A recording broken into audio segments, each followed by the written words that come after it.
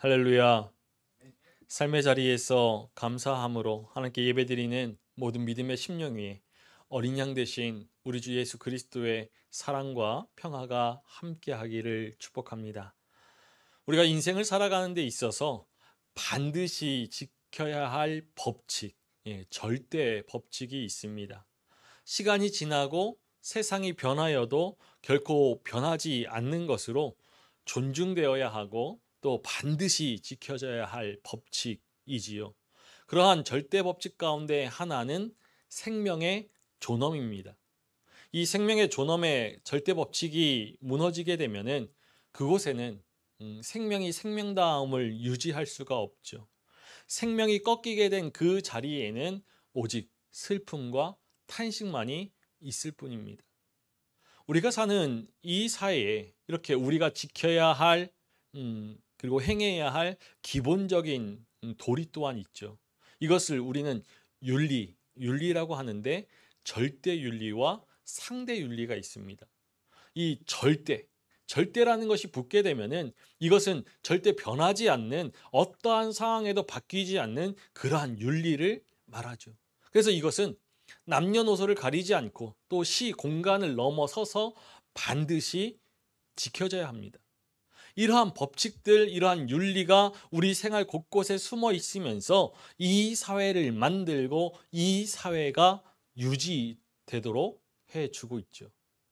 그렇다면 표대를 향하여 달려나아가는 우리의 믿음에, 우리의 신앙에도 이러한 절대 법칙이 있을까요? 이 법칙을 알고 이 법칙을 잘 지켜 행하면 하나님께 칭찬받을 수 있고 세상의 인정을 받을 수 있는 그러한 절대 법칙이 있습니다. 오늘 요한 1서 본문에서 사도 요한은 그 믿음의 절대 법칙을 우리에게 알려주고 있습니다. 우리 오늘 함께 읽은 말씀을 다시 한번 읽어보겠습니다. 그의 계명은 이것이니 곧 그 아들 예수 그리스도의 이름을 믿고 그가 우리에게 주신 계명대로 서로 사랑할 것이니라. 절대 법칙, 이것은 우리 신앙에 있어서 하나님께서 주신 계명이라고 말할 수 있죠. 사도 요한이 일러주고 있는 이 믿음의 절대 법칙, 계명은 두 가지입니다. 두 가지. 첫 번째, 예수 그리스도의 이름을 믿고 두 번째, 계명대로 서로 사랑할 것이니라. 사도 요한은 믿음과 사랑을 하나님의 계명으로 우리에게 교훈하고 있죠. 그 아들 예수 그리스도의 이름을 믿고, 믿음의 절대 법칙, 이 계명 가운데 첫 번째가 예수 그리스도의 이름을 믿으라, 이것입니다. 우리에게는 이 믿음이 있습니다. 하나님의 아들 예수 그리스도, 그분만이 나의 구원자이십니다. 이 믿음이 있죠. 말씀을 읽고 들으면서 우리 귀에 딱지가 앉을 정도로 수백 번, 수천 번도 더 들었을 절대 복음입니다. 그런데 사도 요한은 왜 이 이야기를 다시 한번 강조하고 있을까요? 사도 요한이 이 믿음의 절대 법칙을, 계명을 이야기하고 있는 그 배경에는 이단이 횡행하는 그런 시대적인 상황이 크게 작용하였습니다. 요한의 공동체에 영지주의적인 이단이 들어와서 잘못된 교리로 성도들을 혼란시키고 있었죠. 이 영지주의자들은 육체를 포함한 물질은 악하고 오로지 영만 선하다라는 그런 이원론적인 사고를 가지고 있었습니다. 그래서 악한 물질인 이 천지를 창조하신 하나님은 여러 신들 가운데 가장 저급한 신이고, 그리고 물질, 인간의 모습으로 이 세상에 오신 예수님의 성육신, 그리고 몸의 부활인 예수님의 그 부활을 전적으로 부인하였죠. 이 같은 교리를 성도들에게 강요하면서 이 교리를 받아들이지 않을 경우에는 핍박했습니다. 이 같은 상황에서 사도 요한은 절대 잃어선 안 될 그 믿음의 절대 법칙을 다시 한번 일깨워 주고자 하는 것이죠. 그 중에 첫 번째가 바로 그 아들 예수 그리스도의 이름을 믿는 것입니다. 우리는 예배를 시작하면서 신앙의 고백을 하면서 처음 서두에 이렇게 고백하였습니다. 나는 전능하신 아버지 하나님 천지의 창조주를 믿습니다. 나는 그의 유일하신 아들 우리 주 예수 그리스도를 믿습니다. 사도들의 전통 속에서 내려온 이 믿음의 고백이 우리 믿음의 근간을 이루는 것이죠. 예수님이 하나님의 아들이심과 또 그리스도가 되심을 우리는 믿습니다. 여기서 믿음이라는 것은 참된 것으로 받아들인다라는 뜻이죠. 하나님의 아들이신 예수님께서 사람의 육신을 입고 이 땅에 오셔서 십자가 대속의 죽음을 당하시고 부활하신 그리스도이심을 믿습니다. 참된 것으로 받아들이죠. 오늘 사도 요한은 예수 그리스도를 믿는 믿음을 분명하게 붙들라라고 명하고 있습니다. 그 아들 예수 그리스도의 이름을 우리가 믿기 위해서는 예수 그리스도께서 우리를 위하여서 행하신 일들을 알아야 합니다. 우리 3장 16절의 말씀을 함께 읽어보겠습니다. 그가 우리를 위하여 목숨을 버리셨으니 우리가 이로써 사랑을 알고 우리도 형제들을 위하여 목숨을 버리는 것이 마땅하니라. 이 땅에 오신 하나님의 아들 예수 그리스도는 우리를 속량하시기 위하여서 자기 목숨을 버리셨습니다. 그리스도의 그 십자가 죽으심으로 우리는 사망에서 생명으로 옮겨져 생명에 들어가게 되었죠. 우리 14절의 말씀을 함께 읽어보겠습니다. 우리는 형제를 사랑함으로 사망에서 옮겨 생명으로 들어간 줄을 알거니와 사랑하지 아니하는 자는 사망에 머물러 있느니라. 우리는 사망에서 생명으로 옮겨졌다라는 것을 압니다. 알고 있죠. 원문의 말씀을 보면은 옮겨질 것이다 라고 하지 않고 옮겨졌다라고 합니다. 사망에서 생명으로 옮겨지는 이 일이 미래에 일어날 일이 아니라 과거에 이루어진 일이라고 말씀하는 것이죠. 우리는 이미 사망에서 생명으로 옮겨진 사람들입니다.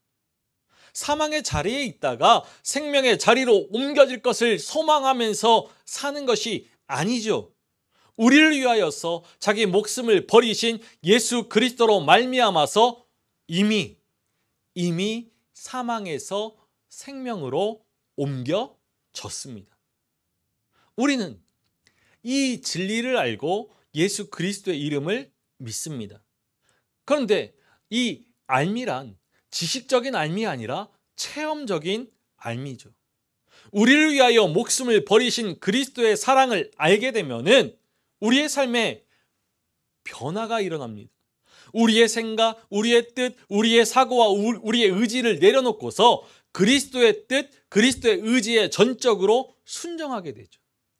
이것은 곧 그리스도와 함께 죽고 그리스도와 함께 사는 삶으로 하나님의 구원에 참여하는 삶의 태도로 변화되는 것, 그러한 삶의 태도를 보이게 되는 것입니다. 죄가 없으신 하나님의 아들 예수님께서 우리의 죄를 속량하시기 위해 이 땅에 오셨고 우리는 그분이 그리스도임을 고백하는 믿음으로 의에 이르게 됩니다. 예수를 그리스도라 시인하고 고백하는 그 믿음의 고백이 날마다 새롭게 되지 않으면 요한의 공동체에 침투해 들어온 영지주의와 같은 그 이단의 허무맹랑한 사설에 빠져서 믿음이 무너지게 되죠. 믿음의 근간이 단단히 세워지지 않았기 때문입니다. 그래서 믿음의 삶을 견지하는 것은 단 한 번의 결단으로 완성되는 것이 아닌 것이죠. 우리 요한복음 14장 6절의 말씀을 읽어보겠습니다. 예수께서 이르시되 내가 곧 길이요 진리요 생명이니 나로 말미암지 않고는 아버지께로 올 자가 없느니라. 하나님 아버지께로 나아갈 수 있는 그 길이 되시고 진리가 되시며 생명이 되시는 예수 그리스도이심을 믿음으로, 믿음의 주요 온전케 하시는 예수님을 하루하루 새로운 심령으로 고백할 때, 바라볼 때 어느 누구도 무너뜨릴 수 없는 굳건한 반석 위에 세운 믿음이 되는 것입니다. 사도 바울과 같이 예수 그리스도를 얻고자 부름의 상을 위하여 표대를 향해 달려 나아가는 그 신앙의 경주에 우리 자신을 올곧이 세우고 날마다 믿음의 고백을 새롭게 해야죠. 시편 기자의 고백처럼 날마다 새 노래로 하나님을 찬양해야 하듯이 날마다 새롭게 예수 그리스도이심을 믿음으로 고백해야 합니다. 그러할 때 믿음의 반석 위에 세워지는 것이죠. 우리 모두가 날마다 새로운 믿음으로 하나님의 아들 우리 주 예수 그리스도를 고백하면서 굳건한 반석 위에 세운 믿음이 되기를 간절히 소망합니다. 믿음의 법칙, 믿음의 절대 법칙, 계명의 두 번째는 예수 그리스도의 이름을 믿는 믿음을 가졌으면 계명대로 서로 사랑해야 한다는 것이죠. 우리에게 주신 계명대로 서로 사랑할 것이니라. 서로 사랑하라라는 이 말씀이 우리가 때로 추상적인 개념으로 여길 때가 많습니다. 그러나 오늘 본문에서 말씀하시는 그 사랑은 우리의 삶, 우리의 행동을 말하는 것이죠. 우리를 위하여서 목숨을 버리신 그리스도의 사랑을 알고 그리스도의 이름을 믿는 사람들은 형제를 사랑하고 형제를 위하여서 목숨을 버릴 수 있습니다. 앞서 읽은 16절의 말씀과 14절의 말씀이 전하여 주는 바이죠. 사망에서 생명으로 옮겨지기 위하여서 우리가 사랑하는 것 아닙니다. 사망에서 옮겨져서 생명으로 들어갔기 때문에 사랑할 수밖에 없는 것이죠. 우리 안에 영원한 생명이 있다는 것을 알기 때문에 사랑하는 것입니다. 그리스도의 사랑을 알고 그리스도의 이름을 믿기 때문에 형제를 사랑하는 것이죠. 요한은 오늘 16절의 말씀에서 형제를 사랑하는 것이 마땅하니라 라고 말합니다. 마땅하다. 이것은 기쁘게 여긴다라는 뜻입니다. 의무적으로 형제를 사랑하는 것이 아니라 기쁨으로 형제를 사랑한다는 것이죠. 우리가 형제를 기쁨으로 사랑할 수 있는 것은 그리스도의 십자가 사랑을 알기 때문이죠. 목숨을 버리신 그리스도의 그 사랑을 알면 알수록 형제를 위하여서 생명까지 내어놓을 수 있는 그 사랑을 기쁨으로 행할 수 있게 되는 것이죠. 우리 17절의 말씀을 함께 읽어보겠습니다. 누가 이 세상에 재물을 가지고 형제의 궁핍함을 보고도 도와줄 마음을 닫으면 하나님의 사랑이 어찌 그 속에 거하겠느냐. 형제의 궁핍함을 보고 도와줄 마음이 없다라면은 그리스도의 사랑을 알고 있는지, 그 안에 영원한 생명이 있는지, 사망에서 생명으로 옮겨졌는지 점검해 보아야 합니다. 우리 15절의 말씀을 함께 읽어보겠습니다. 그 형제를 미워하는 자마다 살인하는 자니 살인하는 자마다 영생이 그 속에 거하지 아니하는 것을 너희가 아는 바라. 미워하는 것, 형제를 미워하는 것은 살인과도 같고 영생이 없다라고 하죠. 예수님께서도 형제에게 화를 내는 자나 아니면 나가 바보라고 하는 자나 미련한 놈이라고 하는 자는 심판을 받고 지옥불에 들어가게 될 것이다 라고 말씀하셨습니다. 사랑은, 형제를 사랑하는 그 사랑은 손해를 보지 않고 희생하지 않고서는 할 수 없습니다. 재물을 가지고서 궁핍한 형편에 처한 그 형제를 살피고 돌보는 일부터 시작해서 생명을 내어놓기까지 우리의 사랑이 점차 커져가야 하죠. 이것이 바로 사망에서 생명으로 들어간 하나님의 사람들이 행해야 할 사랑입니다. 우리가 두 발을 딛고 사는 이 세상은 어떻습니까? 이 세상은 사랑의 결핍으로 수많은 사람들이 신음하고 있습니다. 미움, 시기, 질투 속에서 아벨을 죽인 그 가인과 같은 심령이 우리 안에 가득합니다. 죄된 본성이 폭발하여서 끊임없이 사건, 사고의 뉴스만이 넘쳐나고 있죠. 가인의 이야기만이 우리의 삶 속에 가득합니다. 끊임없이 가인의 이야기만이 우리의 귀에 들려오죠. 사랑이 결핍이 되면 미움이 생기고 미움의 자리에는 살인이라는 엄청난 결과가 그 자리를 차지하게 되는 것입니다. 그래서 우리는 1만 달란트 빚진 종의 비유를 분명히 새겨야 합니다.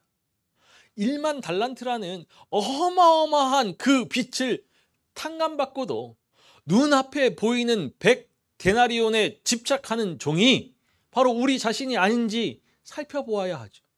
십자가의 놀라운 사랑의 은혜를 잊고서도 그 은혜의 여운이 채 가시기도 전에 이 사랑은 고사하고 우리 손에 쥐어질 것들만 생각하면서 가인처럼 가인의 심령으로 살아가고 있진 않은지 늘 살펴야 합니다. 그리고 언젠가 하나님께서 약속하신 대로 세상에 다시 오시는 그 날에 기쁨으로 영원한 하나님 나라에 들어가고 싶다라면 진정 행함과 진실함으로 사랑해야죠. 우리 18절의 말씀을 함께 읽어보겠습니다. 자녀들아, 우리가 말과 혀로만 사랑하지 말고 행함과 진실함으로 하자. 사랑은 구체적인 방법으로 행함, 진실함을 요구합니다. 심리학자 에리 프롬은 사랑에도 기술이 필요하다라고 역설하죠. 의외로 바르게 사랑할 줄 모르는 사람들이 너무나 많다라는 것입니다. 그렇다면 우리가 어떻게 사랑해야 합니까? 어떠한 기술이 필요할까요? 다른 기술은 필요하지 않습니다. 말과 혀로만 사랑하지 말고 행함과 진실함으로 하자.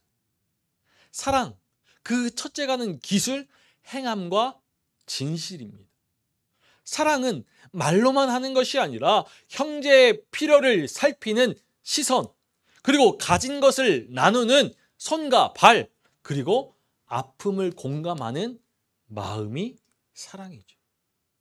진실함으로 사랑하는 것, 마음으로 사랑하는 것, 이것이 진정한 사랑의 기술입니다. 세상이 우리가 하나님의 사람임을 어떻게 알 수 있습니까? 예수님께서 말씀하셨죠. 우리 요한복음 13장 35절의 말씀을 함께 읽어보겠습니다. 너희가 서로 사랑하면 이로써 모든 사람이 너희가 내 제자인 줄 알리라. 서로 사랑하는 것을 보면 압니다. 예수님처럼 사랑하는 삶을 살아간다라면은 세상이 하나님의 사람임을, 예수님의 제자임을 알게 되죠. 우리가 세상에 보여야 할 사랑이 무엇이겠습니까? 예수님께서 보여주셨던 그 모습처럼 자기보다 못한 사람들, 낮은 사람의 발을 씻어주는 것이죠. 앞서 말씀드린 대로 형제의 필요를 살피는 시선을 가지고 가진 것을 나누는 손과 발이 되면서 아픔을 공감하는 마음을 품는 것입니다. 이것이 우리가 보여야 할 사랑이죠. 형제를 사랑하는 것, 이것이 하나님의 사람이 되는 조건은 분명 아닙니다. 그러나 형제 사랑이 하나님과의 친밀한 관계를 맺어가는 조건은 됩니다. 우리가 서로 얼마나 사랑하는지, 말과 혀로만 사랑하는 것이 아니라 행함과 진실함으로 사랑하는지, 미워하지 않고 기쁨으로 자기 목숨을 버리기까지 사랑하는지, 이 같은 형제의 사랑이 보이지 않는 하나님을 사랑하는 척도가 되기 때문이죠. 우리 요한 1서 4장 20절의 말씀을 함께 읽어보겠습니다. 누구든지 하나님을 사랑하노라 하고 그 형제를 미워하면 이는 거짓말하는 자니 보는 바 그 형제를 사랑하지 아니하는 자는 보지 못하는 바 하나님을 사랑할 수 없느니라.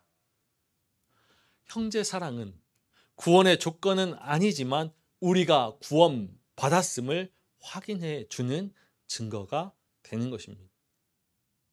우리 자신을 주님께 다 내려놓고 우리에게 주신 그리스도의 사랑을 실천해야 합니다. 가인과 같은 심령으로 가득 찬 이 세상을 바라보지 않고 우리에게 허락하신 십자가 사랑의 은혜만을 기억하면서 우리에게 주실 하나님 나라의 영광과 복을 바라보면서 작은 자 하나에게 사랑을 나타내는 믿음이 되어야 합니다. 여기에 모인 우리 모두가 예수님께서 주신 그 계명대로 사랑을 실천하며 우리가 예수 그리스도의 제자인 것을 세상에 증거할 수 있는 믿음이 되기를 소망합니다. 우리가 하나님의 아들 예수 그리스도의 이름을 믿고 우리에게 주신 계명대로 서로 사랑하면 우리에게 예비된 복을 받을 수 있습니다. 우리 요한 1서 3장 21절과 22절의 말씀을 함께 읽어보겠습니다. 사랑하는 자들아, 만일 우리 마음이 우리를 책망할 것이 없으면 하나님 앞에서 담대함을 얻고 무엇이든지 구하는 바를 그에게서 받나니 이는 우리가 그의 계명을 지키고 그 앞에서 기뻐하시는 것을 행함이라. 오늘 요한이 전하여 주는 복은 기도응답의 복이죠. 우리 마음에 책망할 것이 없게 되는 것, 이것은 우리가 하나님의 계명을 지키고 하나님 앞에서 기뻐하시는 것을 행할 때 가능한 일입니다. 하나님의 계명, 하나님께서 기뻐하시는 것, 이것은 우리가 살펴본 대로 믿음, 사랑이죠. 믿음과 사랑으로 온전한 예수 그리스도의 제자로 서게 되면은 우리의 마음이 우리를 책망할 것이 없게 됩니다. 바로 그때 하나님 앞에서 담대함을 얻고 무엇이든지 구하는 바를 받을 수 있죠.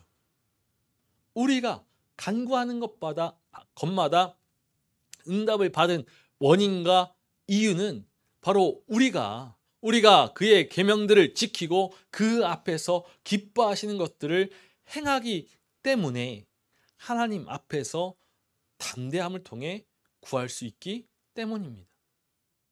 무엇이든지 구하는 것마다 응답받는 그런 분명한 조건이 있습니다. 하나님께서는 첫 번째로 그의 계명을 지키는 자들의 기도에 응답하시죠. 날마다 하나님의 말씀에서 하나님의 뜻을 발견하며 그 뜻을 항상 행하는 하나님의 사람의 기도에 응답하십니다. 하나님은 일방적으로 요구하는 모든 것을 들어주신다라고 하지 않으십니다. 상호 관계를 요구하시죠.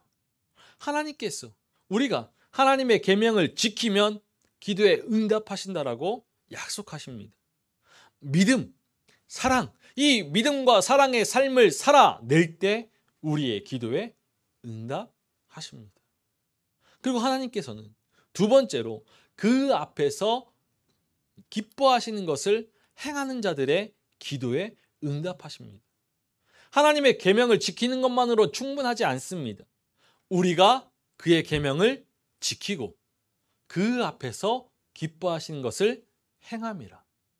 이 말씀에서 그리고라는 접속사가 중요한 의미를 가지죠. 이 그리고는 이 양쪽의 중요성을 연결시키는 부분으로서 한쪽만 생각해서는 안 되는 것입니다.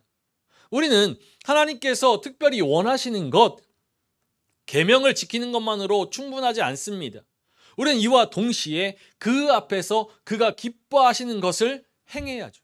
즉 하나님이 반드시 행하라 명령하시지 않으셨을지라도 하나님께서 기뻐하시고 좋아하시는 것을 행해야 하는 것입니다. 그런데 하나님의 계명을 지키는 것, 하나님께서 기뻐하시는 것을 행하는 것, 이것은 따로 구별되지 않습니다. 하나이죠. 그러므로 오늘 사도 요한이 전하여 주는 대로 예수 그리스도의 이름을 믿고 서로 사랑하면 하나님께서 우리의 기도에 응답해 주시는 복을 누릴 수 있는 것입니다. 사도행전 11장 26절은 안디옥이라는 곳에서 예수님을 믿지 않는 사람들이 예수님을 믿는 사람들을 가리켜서 그리스도인이라고 불렀다라고 최초로 증언하고 있죠. 그리스도인, 이 말은 교회 안에서 만들어진 것이 아닙니다. 교회 밖의 사람들에 의해서 만들어진 것이죠. 그리스도인은 그리스도를 쫓는 사람이라는 뜻도 되지만 그리스도를 닮은 사람이라는 뜻도 됩니다. 안디옥 사람들은 자신들과는 전혀 다른 사람, 정말 사람 같은 사람을 만났습니다. 우리와는 다른 사람들, 진짜 사람 같은 사람들을 지칭해야 하겠는데 그들의 삶을 보니까 그리스도의 삶을 닮은 것이죠. 그래서 그리스도인이라고 불렀습니다. 우리는 그리스도인이라는 이름에 합당한 삶을 살아가고 있습니까? 우리를 위해서 자기 목숨을 버리신 예수 그리스도를 믿고 우리 인생의 주인으로 고백하고 있습니까? 그리고 예수 그리스도를 닮아서 행함과 진실함으로 사랑을 품은 그리스도인이 되어가고 있습니까? 우리는 그리스도를 향한 믿음으로 사랑을 경험하고 그 사랑을 행할 수 있는 힘과 능력을 얻은 사람들입니다. 구원의 주 되신 예수 그리스도를 향한 믿음을 날마다 새롭게 고백하고 그리스도의 사랑을 가슴에 새기면서 믿음과 사랑의 신실한 삶을 살아가야 하는 사명을 가진 사람들이죠. 그 삶을 신실하게 살아갈 때 하나님께서 언제나 함께 동행하시고 언제나 귀를 기울이시면서 응답하여 주시는 복을 베풀어 주실 것입니다. 위기의 시대를 지나는 우리의 믿음의 인생이 믿음으로 굳건하여지고 사랑의 빛을 발하면서 우리의 삶이 어려움과 고난을 이겨나가기 위해서는 그리스도 안에 머물러야 합니다. 우리 마지막으로 오늘 말씀 24절의 말씀을 함께 읽어보겠습니다. 그의 계명을 지키는 자는 주 안에 거하고 주는 그의 안에 거하시나니 우리에게 주신 성령으로 말미암아 그가 우리 안에 거하시는 줄을 우리가 아느니라. 그리스도인은 그리스도 안에 머물러 있을 때 비로소 그리스도인이라고 할 수 있죠. 그리스도 안에 머무는 삶은 예수 그리스도의 이름을 믿고 주신 계명대로 서로 사랑하는 삶입니다. 이 믿음과 사랑으로 그리스도 안에 머무르기 위해서는 성령이 우리 안에 거해야지. 성령이 우리 안에 거하지 않으시면 그리스도를 향한 믿음을 온전히 고백하지 못하고 그리스도의 사랑으로 서로 사랑할 수 없습니다. 그리스도께서 우리의 인생의 주인이 되지 못하시고 그리스도의 통치 아래 거하지 못하게 되면 세상에서 경험하는 어려움과 문제, 시험과 고난에 흔들릴 수밖에 없죠. 성령이 우리 안에 거하실 때 예수 그리스도의 이름을 믿는 믿음이 날마다 새로워지고 그리스도의 사랑으로 서로 사랑할 수 있는 그런 힘과 능력을 공급받게 됩니다. 인생의 순간 속에서 마주하는 어떤 시험과 환난에도 흔들리지 않고 굳건한 반석 위에 견고히 서게 되죠. 성령을 힘입어서 날마다 그리스도 안에 머물며 하나님의 계명들을 힘써 지키고 하나님께서 기뻐하시는 삶을 살아가는 그리스도인의 모습을 견지해 나아가서 우리의 모든 간구가 응답되어지는 복을 누릴 수 있기를 소망합니다. 말세의 징조는 세상 가운데 믿음을 찾아볼 수 없고 사랑이 식어진다라는 것이죠. 미혹의 시대, 이 위기의 시대를 살아가는 우리 모두가 세상에 믿음을, 사랑을 보여줄 수 있는 하나님의 사람이 되기를 소망합니다. 우리 모두가 죽음의 그늘에서 영원한 생명의 보좌로 이끄신 예수 그리스도이심을 믿음으로 고백하며 그리스도의 십자가의 사랑을 쫓아서 사랑의 작은 실천으로 표대를 향하여 달려나아갈 수 있는 하나님의 사람임을 세상 가운데 증거할 수 있기를 소망합니다. 그래서 어떤 풍파에도 쓰러지지 않는 반석 위에 세운 믿음으로 이 땅 위에 사랑의 하나님 나라를 세워 나아갈 수 있는 우리 모두이기를 주님의 이름으로 간절히 축원합니다.